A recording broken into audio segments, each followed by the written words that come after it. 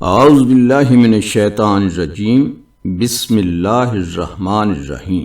اچھا، ایک سوال جو اکثر ذہن میں آتا ہے وہ یہ کہ قیادت یعنی لیڈرشپ اور ذمہ داری، اس کا تعلق نسل اور وراثت سے کتنا ہے اور اہلیت سے کتنا؟ یہ بہت اہم سوال ہے۔ کیا اللہ کی طرف سے جو یہ فضیلت ملتی ہے، رہنمائی کا منصب ملتا ہے، وہ صرف خاندانی تعلق کی بنیاد پر ہوتا ہے یا اس کی کوئی شرائط ہیں؟ یقیناً شرائط ہیں، اور یہ سوال ہمیں سیدھا اس طرف لے جاتا ہے کہ یہ مقام، یہ روحانی اور دنیاوی رہنمائی کا کسی قوم یا فرد کو کیوں اور کیسے ملتا ہے؟ اس کی اصل بنیاد کیا ہے؟ تو آج ہم اسی موضوع پر بات کر رہے ہیں اور مولانا مودودی کی تفہیم القرآن کی روشنی میں سورۃ البقرہ کی 15ویں رکوع کے کچھ اقتباسات کا گہرائی سے جائزہ لے رہے ہیں۔ جی، مقصد یہ ہے کہ حضرت ابراہیم علیہ السلام کی کہانی، امامت کا جو تصور ہے، یعنی یہ روحانی اور دنیاوی قیادت، یہ کیسے منتقل ہوتی ہے اور خانہ کعبہ کی کیا اہمیت ہے، ان سب کو سمجھا جائے۔ خاص طور پر ان لوگوں کے لیے جو ان بنیادی باتوں کی ایک فوری مگر جامع تفہیم چاہتے ہیں۔ بالکل، اور ہم صرف فراہم کردہ مواد یعنی اسی تفسیر پر ہی انحصار کریں گے۔ تو آئیے شروع کرتے ہیں۔ گفتگو کا آغاز ہوتا ہے حضرت ابراہیم علیہ السلام سے۔ تفہیم القرآن یہ کہتی ہے کہ حضرت نوح علیہ السلام کے بعد وہ پہلے نبی تھے جنہیں اللہ نے اسلام کی عالمگیر دعوت، یعنی اللہ کی مکمل اطاعت کی پکار، اس کو دنیا بھر میں پھیلانے کے لیے مقرر کیا۔ یہ تو بہت بڑی ذمہ داری تھی۔ بالکل، اور ان کا مشن بڑا واضح تھا، لوگوں کو صرف ایک اللہ کی بندگی کی طرف بلانا، اور ان کی زندگی انفرادی بھی اور اجتماعی بھی اللہ کی ہدایت کے مطابق ڈھالنا۔ اچھا، اس مقصد کے لیے انہوں نے بہت سفر کیے، عراق سے مصر، شام، فلسطین اور عرب کے مختلف علاقوں تک وہ اللہ کے دین کی دعوت لے کر گئے۔ اور تفہیم القرآن یہ بھی بتاتی ہے کہ انہوں نے باقاعدہ اس مشن کو منظم کرنے کے لیے مختلف علاقوں میں اپنے نائب یا خلفاء مقرر کیے۔ بالکل، جیسے حضرت لوط شرق اردن میں، اچھا، حضرت اسحاق شام و فلسطین میں، اور حضرت اسماعیل عرب میں۔ تو یہ ایک پورا نظام تھا۔ اور یہیں سے پھر حضرت ابراہیم کی نسل کی وہ دو بڑی شاخیں نکلتی ہیں جن کا تاریخ میں بہت اہم کردار ہے۔ ایک حضرت اسماعیل علیہ السلام کی اولاد، جی، جو عرب میں آباد ہوئی، قریش وغیرہ، اور دوسری شاخ حضرت اسحاق اور ان کے بیٹے حضرت یعقوب جن کا لقب اسرائیل تھا۔ ان کی نسل بنی اسرائیل کہلائی۔ صحیح۔ اور اسی بنی اسرائیل میں پھر وہ عظیم انبیاء آئے، حضرت یوسف علیہ السلام، موسیٰ، داؤد، سلیمان، یحییٰ، عیسیٰ علیہ السلام۔ جی، لیکن یہاں تفہیم القرآن ایک بہت آپ کہہ لیں کلیدی نقطہ اٹھاتی ہے۔ قرآن میں بار بار حضرت ابراہیم کی سخت آزمائشوں کا ذکر ہے۔ ہاں، ان آزمائشوں کا ذکر تو ہے۔ تو ان آزمائشوں سے گزر کر ہی انہوں نے خود کو امامت یعنی عالمی پیشوائی کے منصب کا اہل ثابت کیا۔ یہ منصب انہیں بس وراثت میں نہیں مل گیا۔ اچھا، تفسیر کے مطابق ان کی پوری زندگی قربانی تھی۔ حق کی خاطر ہر پیاری چیز قربان کی، ہر خطرہ مول لیا۔ تب جا کر اللہ نے فرمایا، میں تجھے سب لوگوں کا پیشوا یعنی امام بنانے والا ہوں۔ تو پہلا بڑا سبق جو اس تفسیر سے مل رہا ہے وہ یہ ہے کہ یہ جو الہی قیادت ہے یہ صرف نسل در نسل منتقل نہیں ہوتی۔ جی نہیں، بلکہ یہ آزمائشوں میں ثابت قدمی، اللہ کی مکمل اطاعت، اس کے ذریعے کمائی جاتی ہے۔ حضرت ابراہیم کی مثال تو یہی دکھاتی ہے۔ بالکل درست۔ اور دیکھیں، جب حضرت ابراہیم کو یہ بشارت ملی تو انہوں نے فوراً اپنی اولاد کے لیے بھی یہی مانگا۔ ہاں، انہوں نے پوچھا تھا نا۔ جی، عرض کیا، اور کیا میری اولاد سے بھی یہی وعدہ ہے؟ اس پر اللہ تعالیٰ کا جواب وہ بہت اہم اور فیصلہ کن ہے۔ کیا جواب تھا؟ میرا وعدہ ظالموں سے متعلق نہیں ہے۔ ظالموں سے متعلق نہیں، یعنی یہ وعدہ تمہاری نسل کے صرف ان لوگوں کے لیے ہے جو صالح ہوں، حق پر قائم رہیں، ظلم نہ کریں۔ ظلم یعنی حق سے ہٹنا، نافرمانی کرنا۔ یہ جواب تو گویا ایک اصول بن گیا مستقبل کے لیے۔ تو کیا یہی اصول بعد میں بنی اسرائیل پر لاگو ہوا؟ کیونکہ امامت تو پھر انہی کی شاخ کو ملی تھی حضرت ابراہیم کے بعد۔ جی، تفہیم القرآن بالکل اسی طرف اشارہ کرتی ہے۔ حضرت ابراہیم کے بعد قیادت انہی کی نسل میں رہی، حضرت اسحاق اور حضرت یعقوب یعنی اسرائیل سے جو چلی۔ صحیح۔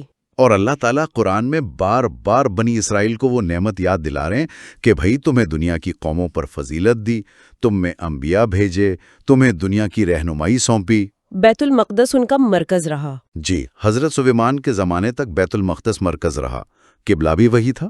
لیکن ان آیات میں یہ سب یاد دلانے کا مقصد کیا ہے؟ کیا یہ صرف تاریخ بتانا ہے؟ نہیں، تفہیم القرآن کے مطابق یہ یاد دہانی اصل میں ایک تنبیہ ہے، ایک طرح سے فرد جرم عائد کی جا رہی ہے۔ اچھا۔ تفسیر یہ نقطہ پیش کرتی ہے کہ بنی اسرائیل پر الزام یہ ہے کہ انہوں نے اس عظیم نعمت اور ذمہ داری کی قدر نہیں کی، امامت کا حق ادا نہیں کیا اور خود حق اور سچائی کے راستے سے بھٹک گئے۔ جی، پچھلے رکوعات میں جیسا کہ تفسیر بتاتی ہے، ان کی تاریخ کے حوالے سے ان کی کوتاہیاں بتائی جا چکی ہیں، لہٰذا اللہ کا وہی جواب جو حضرت ابراہیم علیہ السلام کو دیا گیا تھا، میرا وعدہ ظالموں سے متعلق نہیں ہے، جی، وہ اب ان پر لاگو ہو رہا تھا۔ تو کیا اس کا مطلب یہ ہوا کہ امامت ان سے چھین لی گئی کیونکہ وہ معیار پر پورے نہیں اترے؟ جی، تفسیر کا مرکزی نقطہ یہی ہے کہ امامت حضرت ابراہیم علیہ السلام کے خون یا نسل کی میراث نہیں تھی، یہ ان کی دکھائی ہوئی سچی اطاعت اور فرما برداری کا نتیجہ تھی۔ تو حقدار وہی تھے جو ان کے نقش قدم پر چلتے۔ بالکل، چونکہ تفسیر کے مطابق بنی اسرائیل کی اکثریت اس راستے سے ہٹ گئی، قیادت کی اہلیت کھو بیٹھی، لہٰذا انہیں اس منصب سے معزول کر دیا گیا۔ یہ تو بہت بڑی بات ہے۔ جی، یہ تفسیر اسی بات پر زور دیتی ہے کہ الہی فضل کے ساتھ ایک بھاری ذمہ داری آتی ہے اور اسے پورا نہ کرنے کے نتائج ہوتے ہیں۔ تو تفہیم یہ بھی کہتی ہے کہ یہ صرف بنی اسرائیل کا معاملہ نہیں تھا، دوسرے گروہ جو حضرت ابراہیم سے تعلق جوڑتے تھے ان کا کیا؟ ہاں، تفسیر اس دائرے کو اور وسیع کرتی ہے۔ اس کے مطابق وہ غیر اسرائیلی قومیں بھی، یعنی یہودی اور عیسائی، جو حضرت موسیٰ اور عیسیٰ علیہ السلام کے واسطے سے حضرت ابراہیم سے تعلق جوڑتی ہیں، وہ بھی عملی طور پر ابراہیمی طریقے سے ہٹ چکی تھیں۔ صحیح۔ اسی طرح مشرکین عرب جو حضرت ابراہیم اور اسماعیل علیہ السلام سے اپنے نسلی تعلق پر بڑا فخر کرتے تھے، ہاں، وہ تو بہت فخر کرتے تھے۔ وہ بھی صرف نسب کی بات کرتے تھے، عملی طور پر وہ شرک میں مبتلا تھے، ابراہیم اور اسماعیل علیہ السلام کے اصل پیغام سے کوسوں دور تھے، لہٰذا اس وقت ان میں سے کوئی بھی تفسیر کی روح سے امامت کا اہل نہیں رہا تھا۔ یہ تو ایک بڑی تبدیلی کا پورا پس منظر تیار ہو گیا۔ تو پھر امامت گئی کس طرف؟ یہ منتقلی ہوئی کیسے؟ تفہیم القرآن کے مطابق یہ منتقلی اس طرح ہوئی کہ اللہ نے اب حضرت ابراہیم کی دوسری شاخ یعنی بنی اسماعیل میں وہ رسول بھیجا، یعنی حضرت محمد صلی اللہ علیہ وسلم۔ جی، جن کے لیے خود حضرت ابراہیم اور حضرت اسماعیل نے دعا کی تھی۔ اچھا، وہ مشہور دعا جس کا ذکر اسی رکوع میں ہے، وہ دعا کیا تھی اور کب مانگی گئی تھی؟ یہاں یہ بات بڑی دلچسپ ہے کہ یہ دعا اس وقت مانگی گئی جب حضرت ابراہیم اور حضرت اسماعیل خانہ کعبہ کی بنیادیں اٹھا رہے تھے۔ اچھا، تعمیر کے وقت؟ جی، وہ دعا کر رہے تھے، اے ہمارے رب، ہم سے یہ خدمت قبول فرما لے، تو سب کی سننے والا اور سب کچھ جاننے والا ہے، اے رب، ہم دونوں کو اپنا مسلم بنا۔ مسلم یعنی مکمل فرما بردار۔ جی، ہماری نسل سے بھی ایک ایسی قوم اٹھا جو تیری مسلم ہو، ہمیں اپنی عبادت کے طریقے بتا اور ہماری کوتاہیوں سے درگزر فرما، تو بڑا معاف کرنے والا اور رحم فرمانے والا ہے۔ اور اس میں ایک خاص دعا بھی تھی آنے والے رسول کے لیے۔ جی ہاں، بالکل خاص طور پر یہ دعا مانگی، اور اے رب، ان لوگوں میں یعنی ہماری اس نسل میں جو یہاں مکہ میں آباد ہوگی، خود انہی کی قوم سے ایک ایسا رسول اٹھائیو جو انہیں تیری آیات سنائے، ان کو کتاب اور حکمت کی تعلیم دے اور ان کی زندگیاں سنوارے۔ زندگیاں سنوارے یعنی ان کا تزکیہ کرے۔ بالکل، بے شک، تو بڑا زبردست اور حکمت والا ہے۔ تفہیم القرآن کے مطابق حضرت محمد صلی اللہ علیہ وسلم کا ظہور اسی دعا کی قبولیت ہے۔ اس میں حکمت اور تزکیہ کا کیا مطلب لیا گیا ہے؟ حکمت سے مراد صرف علم نہیں بلکہ دانائی، بصیرت، صحیح سمجھ، اور تزکیہ کا مطلب ہے فکری، اخلاقی، عملی، پاکیزگی اور ترقی۔ اچھا، تو اس دعا کے ساتھ ہی کعبہ کا بھی ذکر آیا۔ اس ساری تبدیلی میں کعبہ کی تعمیر اور اس کی مرکزیت کا کیا کردار ہے؟ کعبہ کو حضرت ابراہیم علیہ السلام اور اسماعیل علیہ السلام نے اللہ کے حکم سے تعمیر کیا۔ اللہ نے اسے لوگوں کے لیے مرکز یعنی بار بار لوٹ کر آنے کی جگہ، مصابہ اور امن کی جگہ قرار دیا۔ اور مقام ابراہیم کو نماز کی جگہ بنانے کا حکم بھی تھا۔ جی، حکم دیا کہ ابراہیم کے کھڑے ہونے کی جگہ کو مستقل نماز کی جگہ، مصلی بنا لو۔ اور ساتھ ہی حضرت ابراہیم اور اسماعیل کو تاکید کی گئی تھی کہ میرے اس گھر کو طواف کرنے والوں، اعتکاف کرنے والوں اور رکوع و سجدہ کرنے والوں کے لیے پاک رکھو۔ یہ پاک رکھنے کا حکم بڑا دلچسپ ہے۔ تفہیم القرآن اس کی کیا وضاحت کرتی ہے؟ کیا یہ صرف صاف ستھرا رکھنا ہے؟ نہیں، تفہیم القرآن بہت واضح کرتی ہے کہ اصل پاکیزگی صرف ظاہری صفائی نہیں ہے بلکہ شرک سے پاک رکھنا ہے۔ اچھا۔ خدا کے گھر کی سب سے بڑی ناپاکی یہ ہے کہ وہاں خدا کے ساتھ کسی اور کو شریک ٹھہرایا جائے، کسی اور کو پکارا جائے۔ تفسیر کے مطابق جس نے خانہ خدا میں خدا کے سوا کسی اور کو حاجت روا یا مشکل کشا سمجھا، اس نے در حقیقت اسے گندا کر دیا۔ یہ تو ایک طرح سے قریش پر تنقید بھی ہو گئی، جو متولی تھے مگر شرک بھی کرتے تھے۔ جی بالکل، ایک لطیف انداز میں تنقید ہے کہ دعویٰ تو وراثت کا کرتے ہو مگر اس کی اصل حرمت کو خود ہی پامال کر رہے ہو۔ حضرت ابراہیم نے مکہ کے لیے ایک اور دعا بھی کی تھی، امن اور رزق کے حوالے سے۔ جی، انہوں نے دعا کی، اے میرے رب، اس شہر کو یعنی مکہ کو امن کا شہر بنا دے اور اس کے باشندوں میں سے جو اللہ اور آخرت پر ایمان لائیں انہیں ہر قسم کے پھلوں کا رزق عطا فرما۔ یہاں بھی اللہ تعالیٰ کے جواب میں کوئی خاص بات ہے؟ بالکل، یہ ایک اور کلیدی فرق ہے جو تفہیم القرآن نمایاں کرتی ہے۔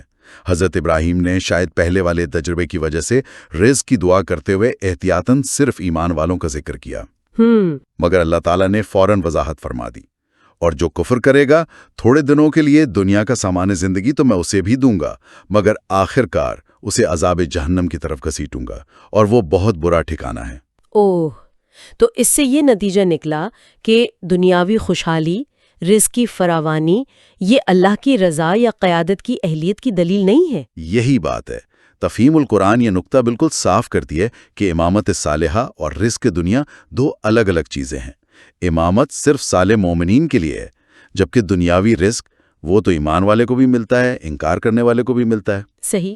لہٰذا اگر کسی گروہ کو یا فرد کو دنیا میں بہت وسائل مل جائیں، خوشحالی ہو، تو اسے اس غلط فہمی میں نہیں رہنا چاہیے کہ وہ لازماً اللہ کا پسندیدہ بھی ہے اور قیادت کا حقدار بھی۔ یہ بہت اہم فرق ہے دنیاوی کامیابی اور روحانی مقام میں۔ جی بالکل۔ تو جب امامت بنی اسرائیل سے منتقل ہو کر بنی اسماعیل میں آئی اور حضرت محمد صلی اللہ علیہ وسلم مبعوث ہوئے، تو اس کا ایک منطقی نتیجہ پھر قبلے کی تبدیلی بھی تھا؟ جی ہاں، تفہیم القرآن اسی منطقی تسلسل کو بیان کرتی ہے۔ جب قیادت بدلی تو مرکز بھی بدلنا تھا۔ جب تک بنی اسرائیل امام تھے، بیت المقدس مرکز ہدایت رہا، قبلہ رہا۔ حضور اور صحابہ بھی پہلے اسی طرف رخ کر کے نماز پڑھتے تھے۔ جی، ایک عرصے تک۔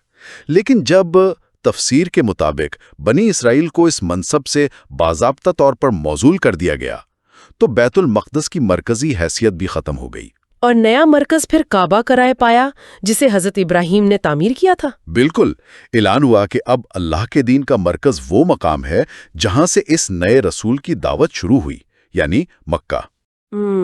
جی، اور چونکہ یہ وہی مقام ہے جسے حضرت ابراہیم علیہ السلام نے اپنی دعوت کا پہلا مرکز بنایا تھا، اس لیے تفہیم کے مطابق چاہے اہل کتاب ہوں یا مشرکین، کسی کے لیے یہ ماننے کے سوا چارہ نہیں تھا کہ قبلہ ہونے کا زیادہ حق اسی قدیم گھر یعنی کعبہ کو حاصل ہے۔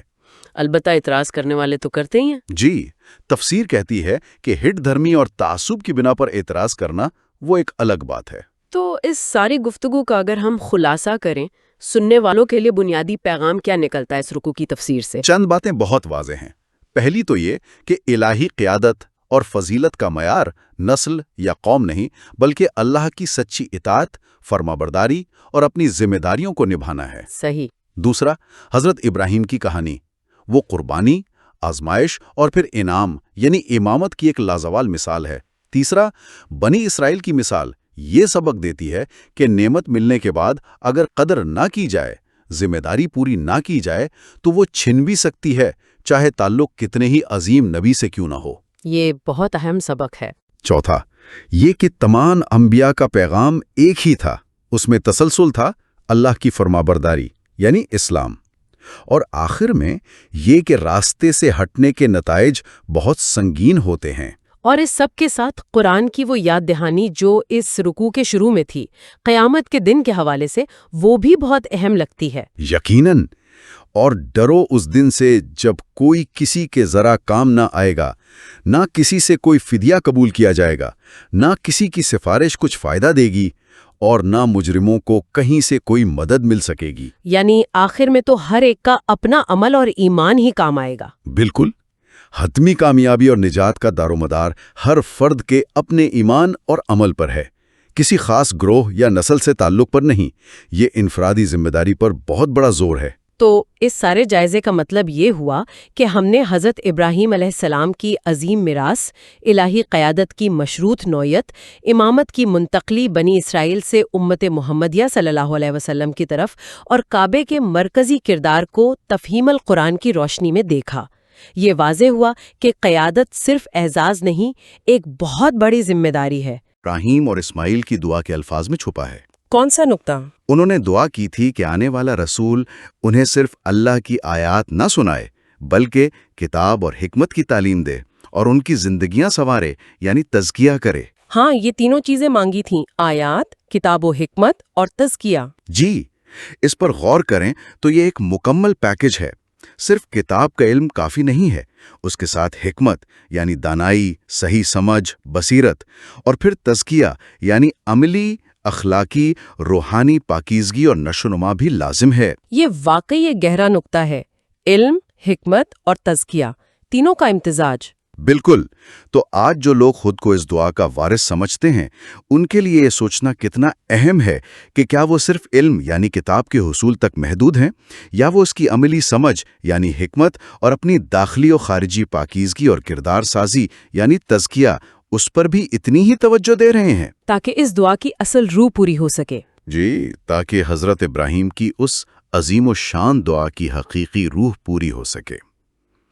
یہ ایک سوال ہے جو میرے خیال میں ہمیشہ غور و فکر کا متقاضی رہے گا۔